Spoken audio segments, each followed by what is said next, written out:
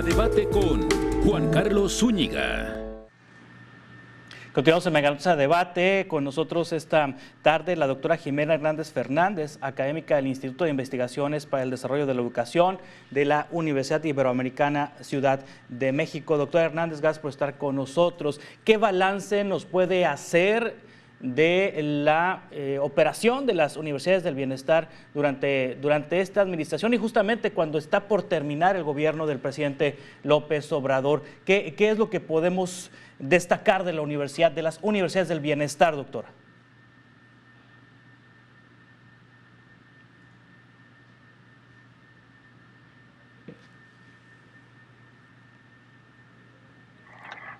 Ay, mil disculpas. Sí, doctora. Hola, Juan Carlos. ¿Nos escuchas? ¿Me escuchas? Sí, muy bien. Gracias, doctora. Hola, Juan Carlos. Perdón por esta falla técnica. Bueno, pues en términos de la meta de construcción de instituciones, si podrán recordar, pues el presidente López prometió la construcción de 100 universidades, ¿no?, del bienestar. Ahora, revisando la información, la información de la página de Universidades del Bienestar da cuenta de 203 universidades. Entonces, se ha extendido su cobertura y, como bien ustedes mencionaron, pues están mayormente ubicadas las instituciones en las regiones del sur y sureste, ¿no?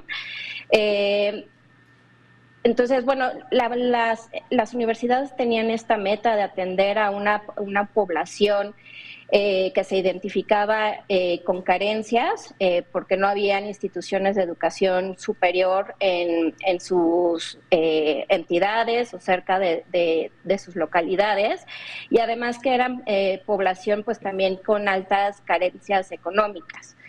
Hay un estudio que nos da cuenta de que estas universidades al final del sexenio no se están ubicando en las localidades en las que se prometió debían estar, ¿no? De acuerdo a los criterios de focalización.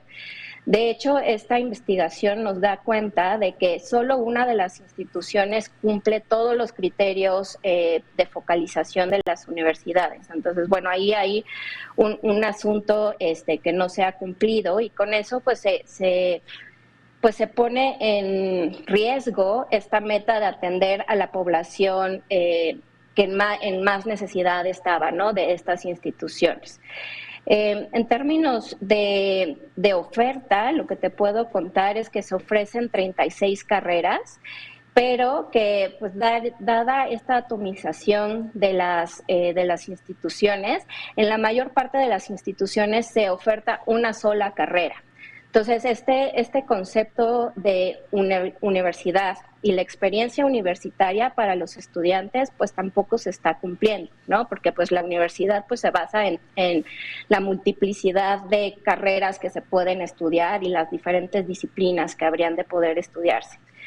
En términos de duración, se planteaba que los programas educativos se ofrecerían de manera presencial y con una duración de 8 ciclos escolares de 14 a 18 semanas cada uno. Esto nos habla de que estas carreras tendrían una duración más corta que las carreras universitarias normales. Si bien esto pudiera verse como una ventaja, esto ha dificultado también el registro de estas carreras universitarias ante la Secretaría de Educación Pública, y muchas de estas no tienen el REBOE, ¿no? Entonces, esto es un gran problema para los estudiantes porque pues pueden cursar y terminar incluso una carrera universitaria sin poder obtener al final de ella un título universitario que les permita pues poder trabajar, ¿no?, y desempeñarse en el mundo laboral. Otra, digamos que de las promesas que se tenían con las universidades era que no se iba a tener tampoco examen de ingreso, ¿no?, que se iba a hacer una asignación, digamos que de acuerdo a las preferencias de los universitarios, y que pues esta universidad tampoco tendría costo. Todas estas cuestiones pues son positivas. Sin embargo, si consideramos el aspecto de que no están teniendo la oferta educativa tan tan abierta y con la diversidad de los intereses que pudieran tener los aspirantes a la universidad. Bueno, pues aunque no haya examen de ingreso y aunque no tenga costo, pues no estaría satisfaciendo las necesidades y los intereses de los estudiantes. No sé si continúo con más datos, Juan Sí, Carlos, sí. o quieres que comentemos Sí, doctora, algo en particular. En cuanto a los profesores, me dice, tiene 36 carreras, hay 203 universidades. ¿Se sabe, existe el dato de cuántos estudiantes están en estas 203 universidades y cuántos profesores están trabajando en estas 203 universidades? Esa es una muy buena pregunta. Se han obtenido datos a partir del gobierno, donde se dice que en el 2021 se contaba con una matrícula de 15,500 estudiantes y una plantilla de 815 docentes. Sin embargo, con datos del Coneval se ha identificado que hay inconsistencias en los datos, es decir, o sea que en algunos documentos oficiales se presentan ciertas cifras y en otros se cuentan con otras. Entonces, esas inconsistencias justamente han sido reportadas como fallas del programa, ¿no? Además de cuestiones más de comprobación de gastos, que también ha reportado la Auditoría Superior de la Federación, que si quieres también podemos comentar. Sí, se sabe de ya egresados en las universidades del bienestar, ya han egresado estudiantes en las universidades, ¿se han titulado estudiantes?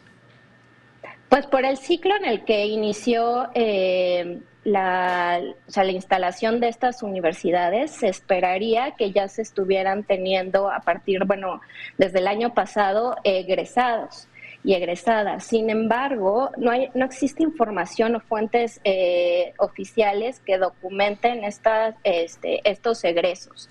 Entonces, para poder valorar, por ejemplo, la eficiencia de la implementación de este programa de universidades, pues no existen datos suficientes para hacer, por un lado, un cálculo de la eficiencia de los recursos utilizados y, por otro lado, los resultados en términos de eficiencia terminal. No contamos con esa información, es quizás uno de los programas gubernamentales más oscuros en temas de acceso a la información con los que se cuenta en esta administración. Esto ha sido, te digo, documentado por incluso otras evaluaciones a programas gubernamentales como los de becas Benito Juárez, en los que se ha tratado de ingresar a las universidades Benito Juárez justamente para entrevistar a becarios y se han cerrado las puertas y no se ha dado acceso a los evaluadores. Yo tuve la experiencia de este suceso al evaluar los programas Benito Juárez de becas en 2022.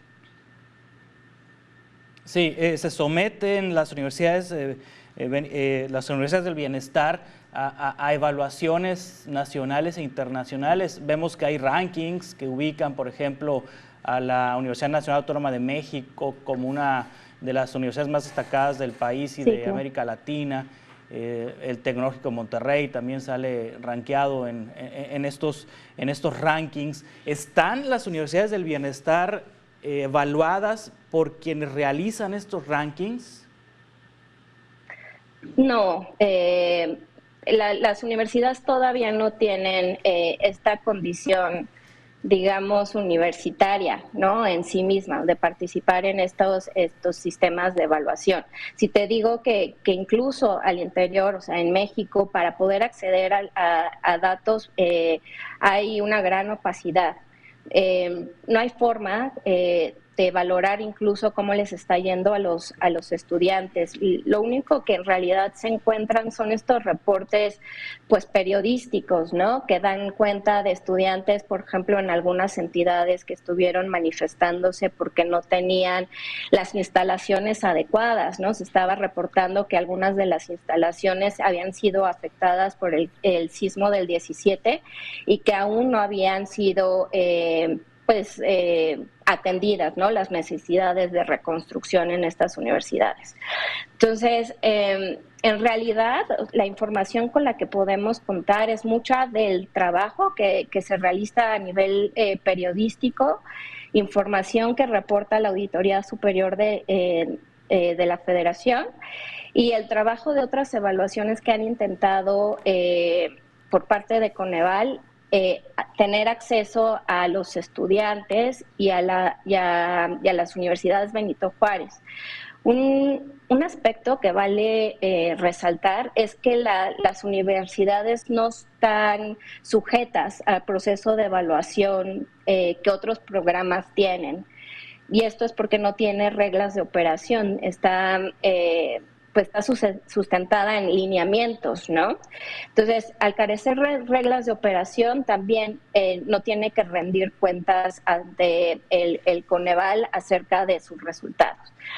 Sin embargo, sí se intentó hacer una evaluación de diseño en el año 2020, me parece, y lo único que se proveyó para dar cuenta de su estatus fueron documentos oficiales, únicamente documentos. No se abrieron puertas para realizar entrevistas, no se abrieron las puertas para inspeccionar los edificios. Sí, vamos a continuar con esta conversación. Estamos con la doctora Jimena Hernández Fernández, académica del Instituto de Investigaciones para el Desarrollo de la Educación de la Universidad Iberoamericana de la Ciudad de México. En un par de minutos continuamos. A debate con Juan Carlos Zúñiga.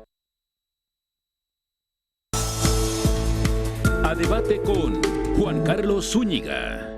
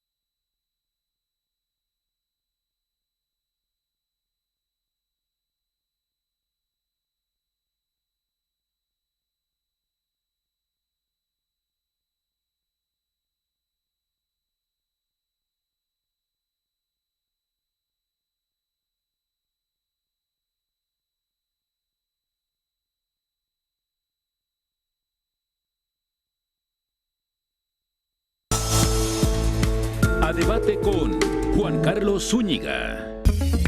Descubre México. Una de las grandes formaciones rocosas de la naturaleza se encuentra en Peña de Bernal, un pueblo mágico lleno de belleza y que se localiza a poco tiempo de la ciudad de Querétaro. Esta obra de arte natural nació de un volcán que perdió su fuerza y al apagarse moldeó este gran bloque de piedra desde hace más de 65 millones de años. La peña es el tercer monolito más grande del mundo y cerca de ella se puede hacer múltiples actividades físicas como senderismo o escalar. El poblado recibe miles de visitantes cada 21 de marzo para el equinoccio de primavera. Un gran desfile se puede disfrutar todo el día, acompañado de danza, música, exhibiciones y artistas para la sorpresa de todos los que llegan a recargar su energía en un ritual místico. Peña de Bernal es la escapada ideal de fin de semana. La naturaleza, historia, artesanía y gastronomía mexicana son parte de la fórmula perfecta para liberarte del estrés de la ciudad. Descubre México. Bienvenidos a Magdalena de Quino, un lugar de raíces y tradiciones, el segundo pueblo mágico de Sonora. Una pintoresca ciudad con paisajes históricos y templos importantes. Un lugar que debes visitar es el templo de Santa María Magdalena, donde se venera la imagen de San Francisco Javier. Muchas personas de todo el mundo vienen a verlo para pedirle algún deseo o milagro. En el exterior consta de una amplia explanada rodeada por importantes edificios. A finales del mes de septiembre se lleva a cabo la festividad de San Francisco Javier. Es la más concurrida del año con música, gastronomía y fuegos pirotécnicos. Quedarás cautivado por su comida típica y sus múltiples artesanías de la región. Explora este pueblo lleno de historia y sé testigo de sus grandes atractivos.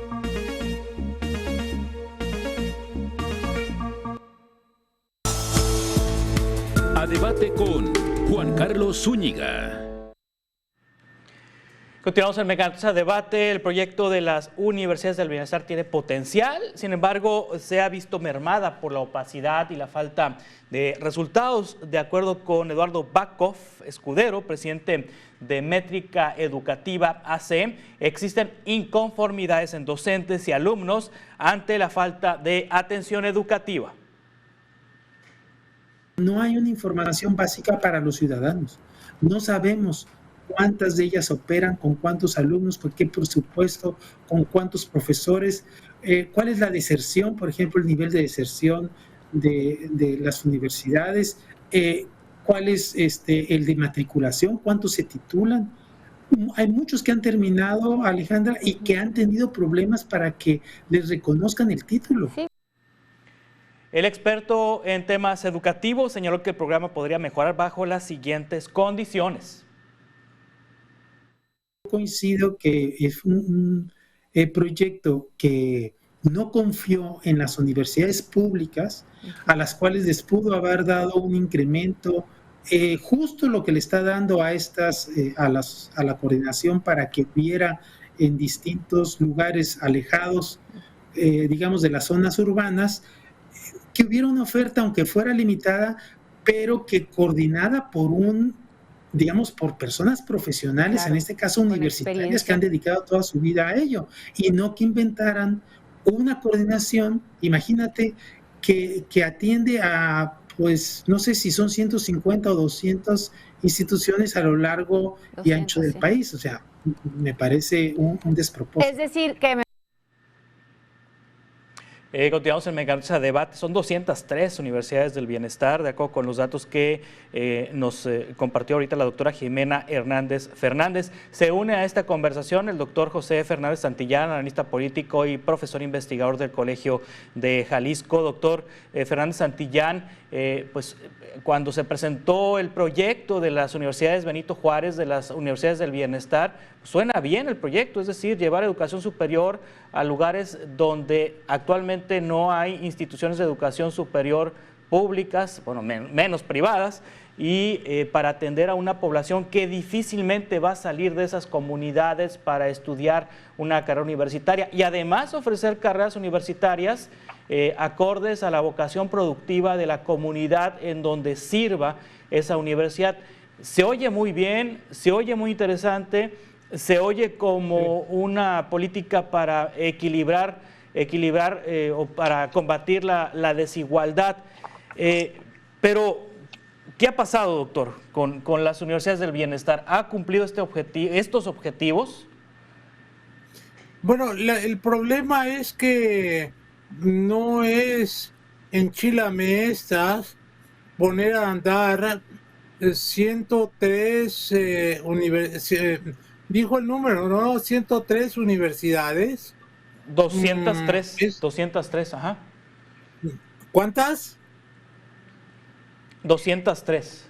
Según los datos de la misma página de internet de las becas de las universidades Benito Juárez, incrementaron a 203 el número de instituciones en el último año. Bueno, es que, sí, mire, exacto. Yo tengo 70 años y he estado en las universidades 52 años. cuando entré a la Facultad de Ciencias Políticas, y desde entonces estuve como estudiante y luego como profesor y desempeñando labores académico-administrativas. Entonces conozco bien las universidades porque he trabajado además en varias, no solamente en la nacional, sino en la UAM, en el Instituto Mora, en universidades del extranjero. Entonces, levantar una universidad no es fácil, y menos 200, más de 200, pues primero, arquitectónicamente, pues es una obra más difícil que el Tren Maya, o que Dos Bocas, o que el aeropuerto internacional Felipe Ángeles, porque son obras muy complejas y que requieren arquitectos especializados. Por ejemplo, los laboratorios de química requieren a alguien que sepa de química, los laboratorios de medicina y así por el estilo. Entonces, no es nada fácil construir una universidad. Ahora, 200, pues suena verdaderamente más que faraónico. Y luego, ese es el cascarón, pero hay que llenarlo de profesores y conseguir especialistas simplemente en bioquímica.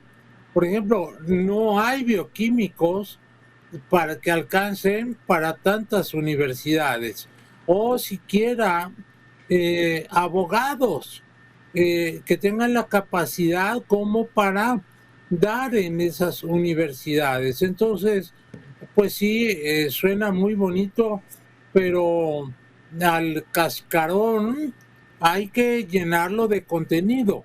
Entonces, prometer no empobrece, sino cumplir es lo que aniquila. Entonces, no sé en qué condiciones literalmente estén esas universidades, y menos el control administrativo que se necesita tener centralizado. Yo coincido con el profesor que habló antes de mí, que lo entrevistaron, en el sentido que era mejor darle recursos a las universidades públicas ya existentes y no de implantar una cosa absolutamente nueva que no se sabe, porque además se necesita una reglamentación muy, muy compleja para echar a andar una universidad.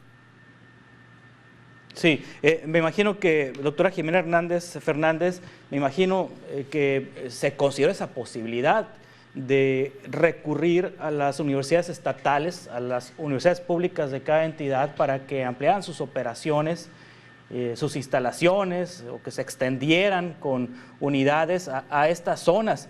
Pero pues el recurso, me imagino que se iba a ir en prestaciones sindicales, en contratos colectivos, claro, en revisiones, etcétera, etcétera. Y entonces, lo que se tenía de presupuesto no iba a alcanzar, quizá para cubrir demandas de carácter sindical, porque las universidades públicas en este país pues están prácticamente, vamos a decir, con contratos muy fuertes, contratos colectivos muy fuertes que se comen 80-90% de los presupuestos de las universidades. Sí, Juan Carlos. Creo que algo que es importante pues comentar es que gran parte de las universidades no se construyeron digamos que de cero, ¿no? O sea, ya se encontraban con edificios o con pequeñas instituciones educativas, las cuales se adaptaron para convertirse en universidades. Entonces, incluso se ha hecho referencia a que estos procesos de adaptación de instalaciones pues no cumplen justamente los criterios que dice el profesor que deberían de tener las universidades, ¿no? Entonces, creo que la intención era buena de llegar a estas localidades muy alejadas, en donde no sería, digamos, que coste eficiente instalar una universidad y que era, digamos, más sencillo aprovechar las instalaciones que ya se tenían. Sin embargo, el asunto, como ya habíamos comentado, es que estas instalaciones no son adecuadas para una universidad y que no se han podido establecer todas las carreras que se prometieron que tendrían acceso los estudiantes en cada una de estas instituciones. Se pensaba que se iba a contar con docentes capacitados, pero y se dio un proceso de selección de docentes.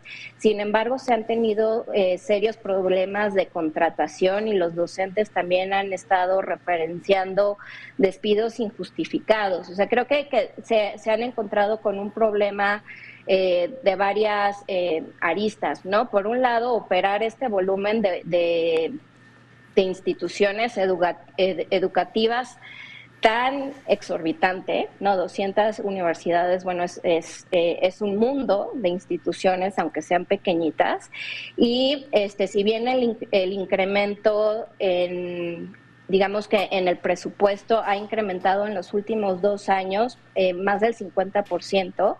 Al inicio López Obrador prometió 1,000 millones de pesos para las universidades.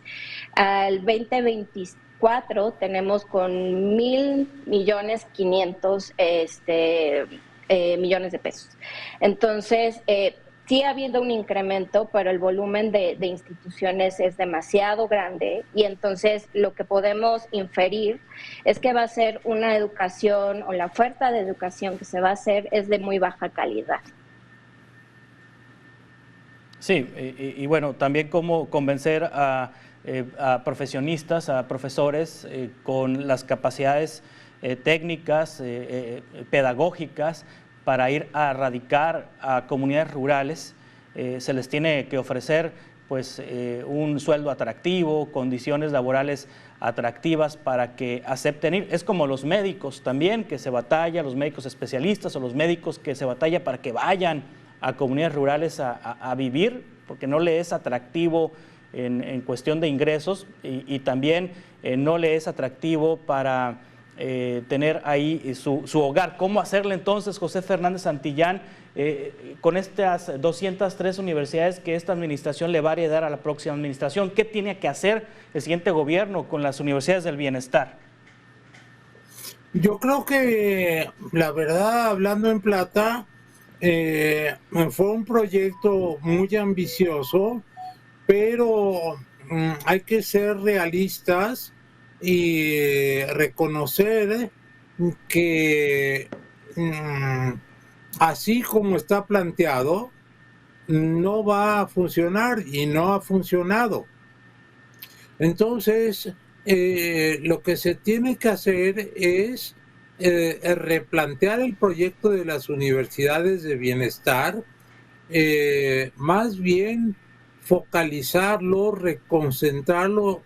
No digo que queden todas, sino que haya una selección de aquellas en las cuales haya mejores condiciones para el desarrollo del cuerpo docente, de los trabajadores, que también son importantes.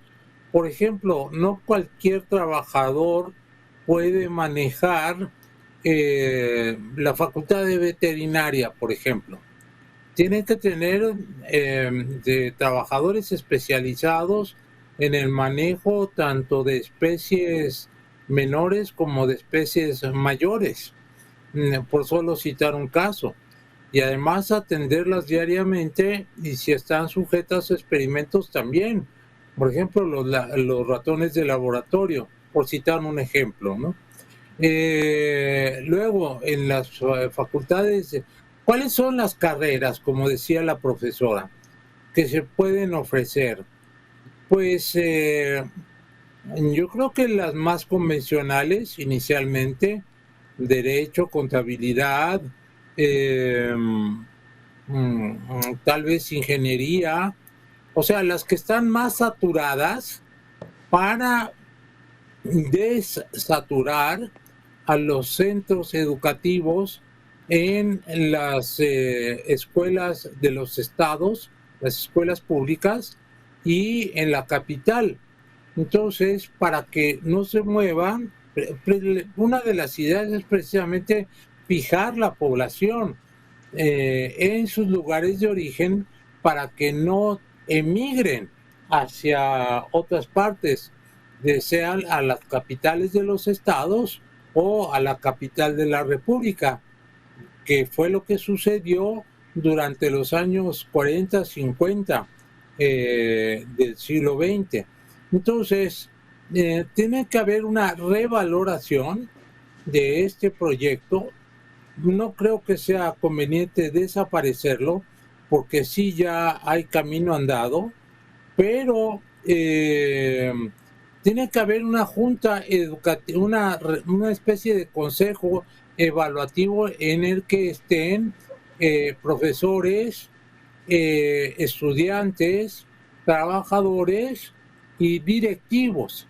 Y sobre todo, no hay, que yo sepa, una reglamentación, porque crear una reglamentación para una universidad y luego llevarla a cada una de las facultades que tienen sus especificidades, también es un trabajo que tiene que hacerse colectivamente, como lo hicieron en la UAM, por ejemplo, cuando la crearon, ¿no? Entonces, no por ir deprisa, como lo quiso hacer el presidente, vaya a fracasar este proyecto, ¿no?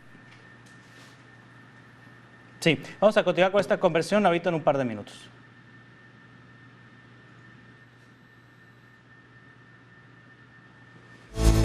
A debate con Juan Carlos Zúñiga. A debate con Juan Carlos Zúñiga.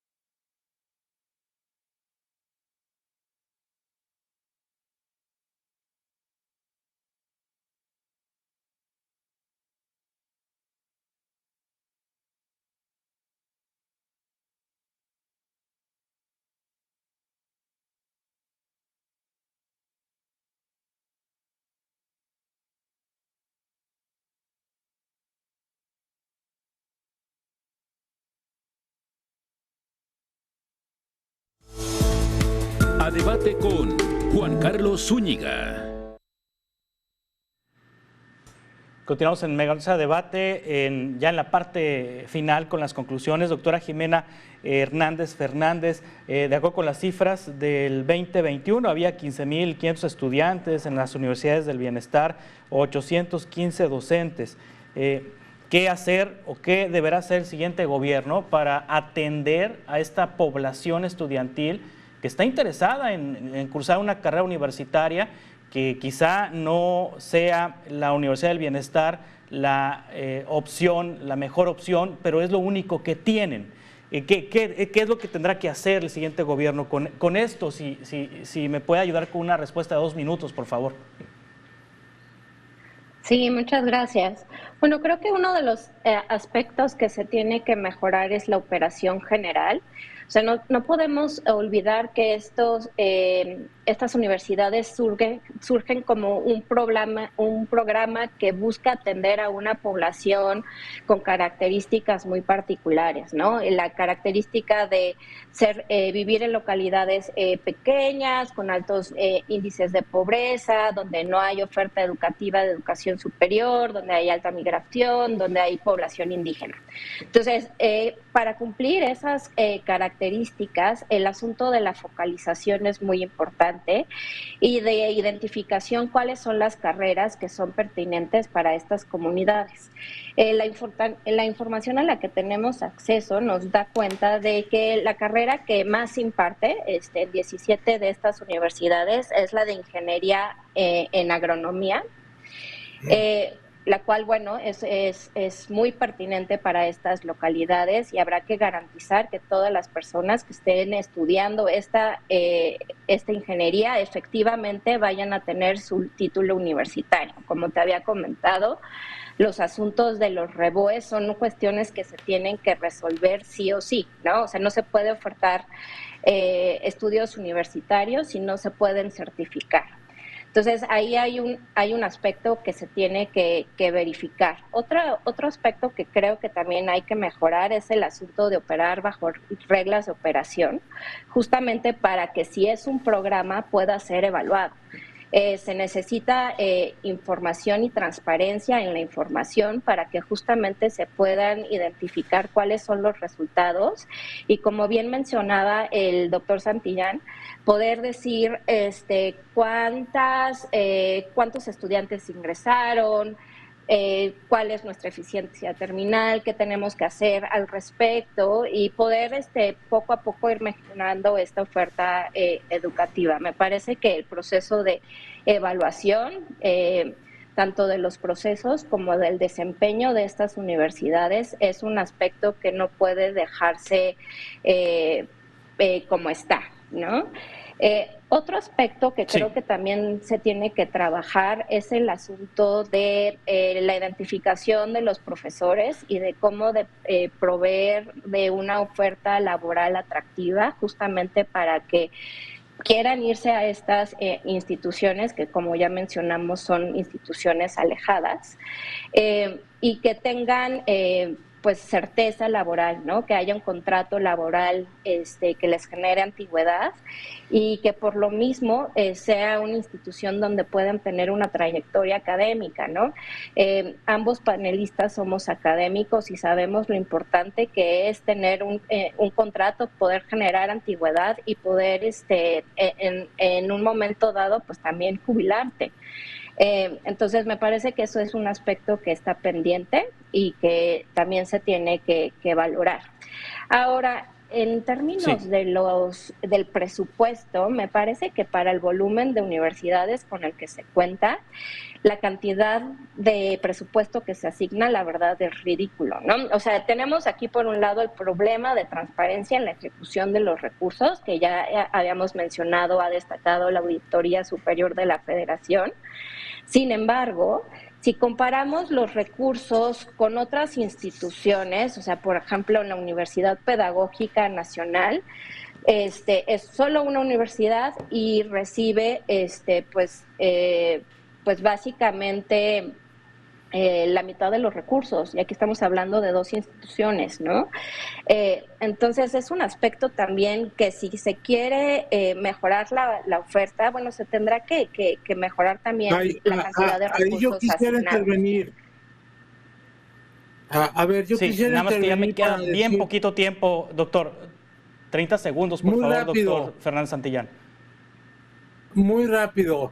En primer lugar, la cifra que mencionaron de 1,100 millones de pesos para 200 universidades, pues nada más compárelo con el presupuesto de la Universidad Nacional Autónoma de México, que es de 56,000 millones de pesos. Eso es todo lo que tengo que decir. Gracias. Gracias por estar con nosotros. De esta manera concluimos este espacio y le invito a que se quede en esta señal.